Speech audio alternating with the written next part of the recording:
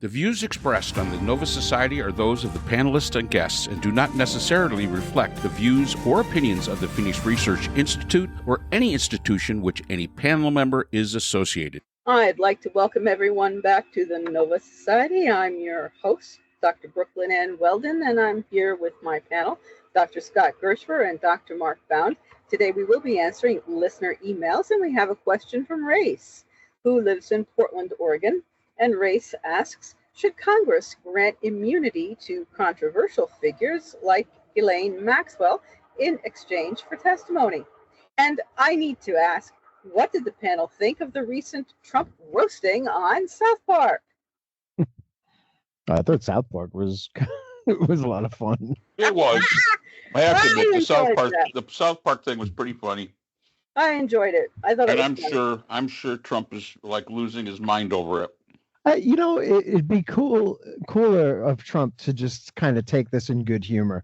I mean, he's not exactly the least snarky guy in the world, and sometimes you got to take it. His thin-skinnedness is bizarre to me because he's all about dishing it out. When you dish it out, you got to take it.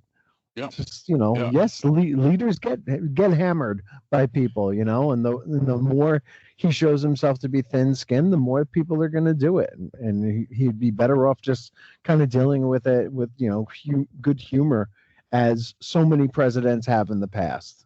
Right. I keep thinking, was it the dinner, like the journalist dinner or something, where former President Obama was president and Trump was invited? This is before any of Trump's actual political, coming down the elevator and all that stuff. Yeah. That's why he ran. Because Obama made fun of him. Yeah, they were making fun. They made fun of Obama, and Obama made fun of himself, and everybody was laughing, and Trump sat there.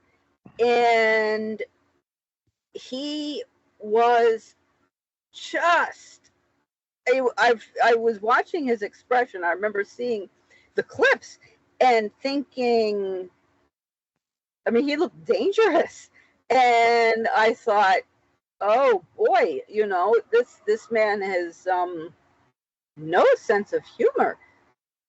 Well, he has no sense of humor when it impacts him.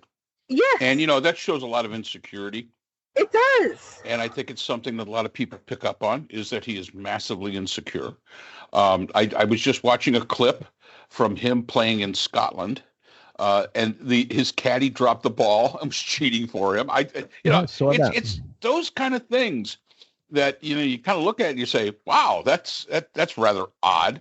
And the Scottish paper, I think it's called The National, basically put on front page, Scotland is about to have a pedophile or a convicted felon come into our country, and he's taken a pounding there. He takes a pounding everywhere he goes, mostly because, as you say, Brooke, he doesn't seem to have a sense of humor, especially when it's about him. But he'll make fun of people with disabilities. He'll make fun of anybody else. But when it comes to making fun of him, he can't handle it. And I think that's why I think it's called the journalist dinner that you were talking about. I don't think they have it while he is in office. They stopped. Every other president has enjoyed the heck out of it. George W. Bush, the two, he actually enjoyed it and had a lot of fun and he picked on himself in the way that he spoke, and it was absolutely fabulous to watch. A president being human and not taking everything seriously and being able to, basically be in front of journalists and the country and, just basically be a regular person, which I think all of us want. Yeah. But yeah, I think it was an interesting thing that South Park did. I think it's interesting for the reasons they did it. They just signed $1.5 billion with Paramount. Yeah. Paramount was the one. Yep. Paramount was the one that was going to buy out Skydance or Sky, whatever the heck it is. Yep. And so, yeah, a little bit of pushback, and good for them. Really good for them. But when it comes to the first part of the question, which was about Ghislaine Maxwell. Yeah. Well, I just want to say one thing. I feel terrible for the poor, for the Scots. They had to pay for Trump's personal visit. I mean, for him to play golf, as I understand it, we paid for his flight over there. Didn't they pay to host him? We paid to send him. Yeah, we paid to send him. But it's his golf course. Yeah, but then they paid for him to be there to host him as the host country. Did they not? No. Are you sure? Positive. I thought that they did because we paid his flight, and I thought they had to pay to have him there. I'm sure they paid for security. As a host. Yeah, they probably paid for some security, no doubt. Oh, yeah, no doubt. Well, yeah. But no, we fit the bill. I mean, bottom line is the American people fit the bill. Oh, I know. Well, that whole and he overcharges, by the way. He overcharges for Secret Service to stay there. He overcharges for everybody who has to stay on his course. He hikes the rate, and he's disgusting. Oh, it is. It is. I don't think that if he's going to go play golf, I don't think that the people of the hosting country should have to pay anything. He should pay for everything himself. If he's I don't think we should have to pay for him playing golf. I mean, no, I agree. No, we shouldn't have to pay for that. Anyway, so getting back to Ghislaine Maxwell, I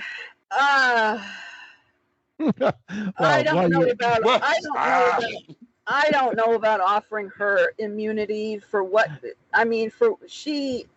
Given what she did, I was looking at the academic literature for women who traffic other women, and there is actually very, very little in the published literature about women trafficking other women. And here we have Ghislaine Maxwell, a woman who trafficked other women. I wouldn't give her immunity. I would not give her immunity. I mean, I recognize that she's the only living person remaining. That's a very difficult question, and I'm not an attorney. So, Mark, you're probably the one who is the most qualified because you have your master-in-law. Given what she did and the lives she ruined, I mean, Trump talked about having sex with Ivanka, and he talked about his younger daughter Tiffany's breasts when she was an infant. Apparently, I mean, there's something wrong with this man. He said that his age limit was 12 for girls. I mean, there's something wrong with that. That is pedophilia, And for the MAGA people who are all jumping around about pedophiles, that's a pedophile. I would not give her immunity. I really wouldn't. What would immunity do? She's already in prison, right? She's already in prison, and she said she's gonna spill everything if she could be relied upon. To be honest, she's done nothing but lie. Exactly. Since before she was arrested, but certainly since. So what would be the point of hearing really even what she has to say about it? There have to be other people out there who they could find who understood what was going on at the time. I mean, yesterday or the day before, Trump was asked why he had this falling out with Epstein, and he said he kept taking people from me, or I forget exactly what the words were that he used, but it was like he had young girls giving massages at Mar-a-Lago to people. And Epstein kept snatching them from him, and I don't know how that all works. Like, how are they his to begin with? And if Epstein wanted to pay them more money to do the same job, what would prevent him from getting them? And then the whole thing is so disgusting and unseemly and frankly horrific that we got to really go back to basics here, in that it's his base that believes that Trump is going to be the savior of the common man and defeat the elitists who do this kind of thing regularly according to their mythology. And now they're discovering that Trump is one of those elitists, something that I believe the three of us and probably more than half the country has already believed for a long time. Absolutely. As far as giving immunity is concerned, anything she testifies to, even though she's already in prison, can be used against her. I'm not sure what her sentence is right now. I don't think it's 20 years. All right. So 20 years. It's not life. They could tack on more. So that's what she's looking for the immunity for. Because Congress can't say, okay, we're going to reduce your sentence. Congress can't do that. The Justice Department could. The Justice Department could make a deal. They could say, okay, fine. For your testimony before Congress, we're going to reduce your sentence by 10 years. And I'm sure that it's a sentence of 20 years, probably with a possibility of parole. So she went to jail, what, 4 years ago? 4 years ago, maybe? So she's coming up to that point in time where she could conceivably come up for parole if she's been a good girl in the prison. And the immunity is to protect her for anything she says once she gets out, because they can take that testimony and they can use it against her and, basically throw her butt back in with a harsher sentence. So I understand that aspect of it. Do I think the Congress should grant her the immunity? Yes, I think they should. And yeah, she's a horrible person. She's had some horrible crimes. She's done all that stuff. No doubt about it. But let's face it, when you're trying to get the big fish in any kind of a criminal act, and you're the prosecutor, you're not dealing with choir boys that are going to be doing the testifying. You're not going to be, there's no saints coming in there to do any testimony. You have to deal with the lowest of the low, because these people kind of stick together. They're kind of associated with each other.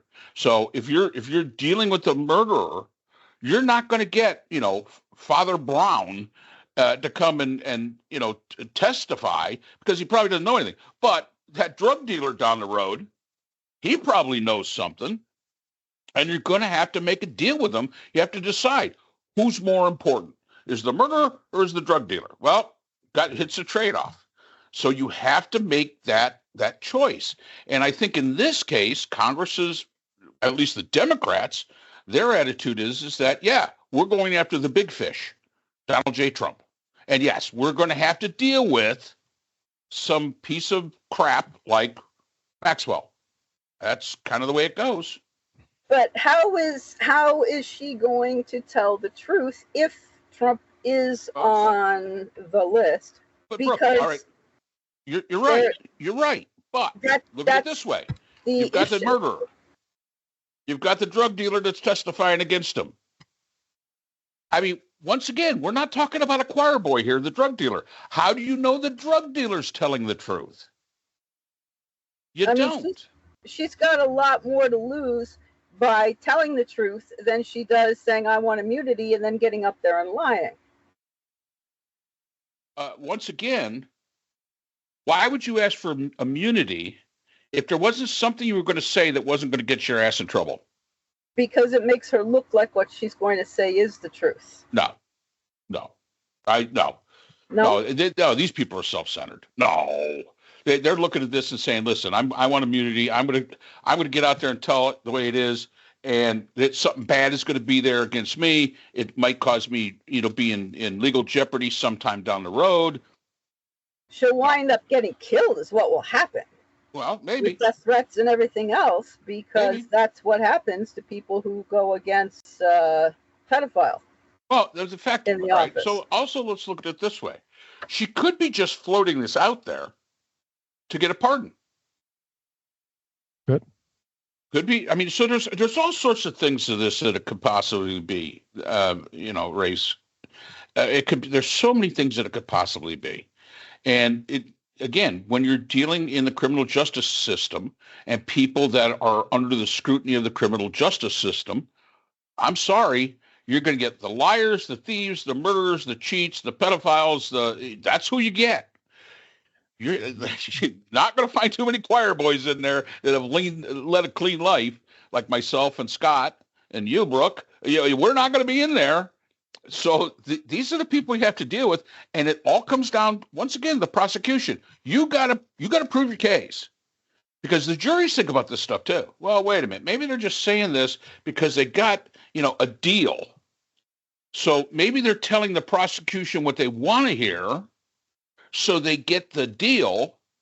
So how reliable? And again, I don't think her testimony would sink anybody. I think it would cause more questions that would have to be verified. So she comes out and says, yes, Trump's on the list. He was having, sex with whoever that was 12 years old, whatever. Okay, fine. But that is not going to be the end all. Now but now at least you have a way to go to prove it. But here's the thing. We know what happened. Like, we know what was going on. We don't know everybody who was involved in it. We don't know to the extent that they were involved in it. We don't know who did illegal things or wrong things or all kinds of stuff like that.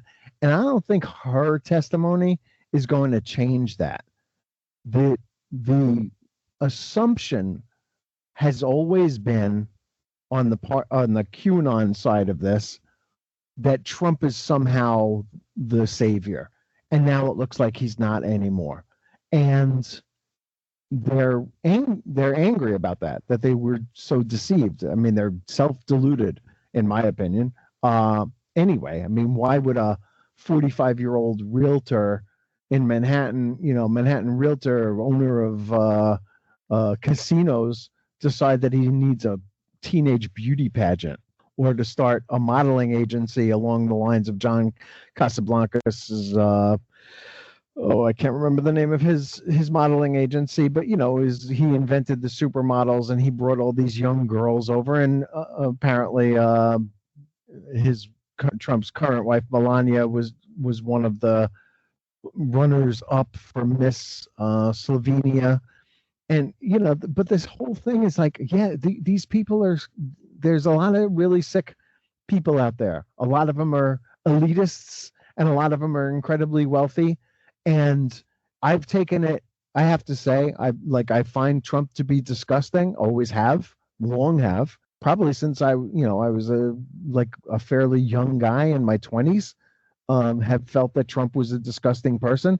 Somebody out there, I mean, I know people who have seen Trump at Plato's Retreat and Studio 54, and he was a party animal when he was younger, and it's not surprising at all. He's made no secret about it. He's got on the radio and talked to Howard Stern about going into the dressing room and seeing the half-naked teenage girls and fully naked, and he has to be there because he's the owner of the pageant and he gets to do that. And I think probably most of us would be like, nah, like at my age, I can live without that. I don't need to see that, Donald. And why do you need to see it? And he's been, but half the country has either decided it's not disqualifying, which is disgusting, right? And I've withdrawn from friendships over this since this has come out. Friends of mine who I say, you're too smart to be one of these QAnon people who thinks that Trump and JFK or JFK Jr. are fighting against the global elitists who smuggle children and traffic and have sex and adrenochrome and the whole conspiracy out there. You're too smart for that, and you voted for him anyway. And that's disgusting. And then there are the people who are delusional and thought that he was on the side of righteousness, which clearly he's not. So one way or another, Maxwell has nothing to share with us that we couldn't find out from somebody else, because there are plenty of people out there who knew what was going on, who knew Trump, who saw what he was doing, who knew why he bought the beauty pageant, why he hung around with Maxwell and Epstein, what he was up to. And I don't care about Bill Clinton. All right, Bill Clinton was a B+ president who had the morals of an alley cat. I think we dealt with that at the time. What we knew was he liked having affairs with other women, but they were women, they were old enough to do it, right? He wasn't going after children. And just, but in any event, I'm not forced to go out there and burn my Clinton hat because I've never owned one. So this whole thing is about Trump specifically, and people need to catch up. Trump is a disgusting human being. Yeah, but and again, I think we've mentioned this before. I think that first of all, the idea of Maxwell, you're right, Scott. I'm sure there's other people that tell us the exact same story. However, it's like interviewing Clint Eastwood, the star of the show, and some bit player. She is considered in the conspiracy theory MAGA world. She's considered to be, the big one of the big fish. So I think that the idea is that, yeah, we could probably get it from Joe Blow over here, but he doesn't have the name recognition and the star recognition to these conspiracy theorists, so it's more impactful. And I think the only reason that they're going after Maxwell is they've tried logic. We've tried logic to explain to the people, how dumb it is. Sometimes you got to speak to their level, and you got to go with the conspiracy theory thing. Let the big star of the conspiracy theory come out and say something. They'll all be talking about it. And and let it run its course. And to me, that's probably the strategy. There is, get her to say something, and let the conspiracy theorists blow themselves up as they try to figure out what the heck's going on. And I guess that's all I could say about it. I don't know if they're going to believe that they, being the hardcore people, are going to believe anything that she says. If it doesn't align with preconceived ideas. I mean, they're expecting, I believe, to find Hillary Clinton and other prominent Democrats in there eating children and drinking blood. The whole thing is nonsense. Don't try this at home, and folks. None of this stuff is in there. No. So people who are expecting and who have been, and listen to Mike Johnson, the Democrats, and they should have brought it up and they didn't release it. And they made a big thing about it. I mean, nobody has made a big deal out of it except for Trump. When Mike Johnson was 25 years old, he had a 12-year-old boyfriend. Exactly. Mike Johnson had met his current wife because she was a therapist who helped gay men pray the gay away. Yay! Yes. That's Mike Johnson. And then they adopted this kid who now lives in California, has his own family, and doesn't want to have anything to do with Mike Johnson because this guy groomed him from the time he was 12 years old and Mike Johnson was 25. Mike Johnson's got enough issues on his plate to not be involved in this thing. And look, here's the thing. Maxwell has lied about everything. Why would you assume that she's going to tell the truth now? She's done nothing but lie, perjure herself. She's in prison. She should be there. She should stay there. They should lock the door and throw away the key and let her rot in prison as she's meant to do. And if other things come up from other witnesses, you could certainly tack on some stuff to her sentence. But what does she have to do? What is she going to say? If Trump gets to her first, as he's already done with Todd Blanche, she's going to make a deal with him for a pardon or some kind of immunity or something like that to say, no, Donald Trump was the kindest, most decent man I've ever met in my life. Does that change? Here's the driven snow. Does that change anything? Do my eyes deceive me? Is Donald Trump not the scum of the earth that I think he is?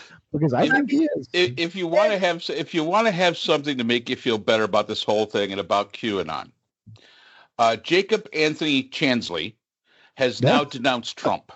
Right. Now, anybody out there who does not know who that is the QAnon shaman. Oh, that guy with the bullhorns? With the bullhorns. Yeah. So he's turned on Trump. And like I say, he won this. We've said this before. He won it with the conspiracy theory vote. Right. Turn it against him.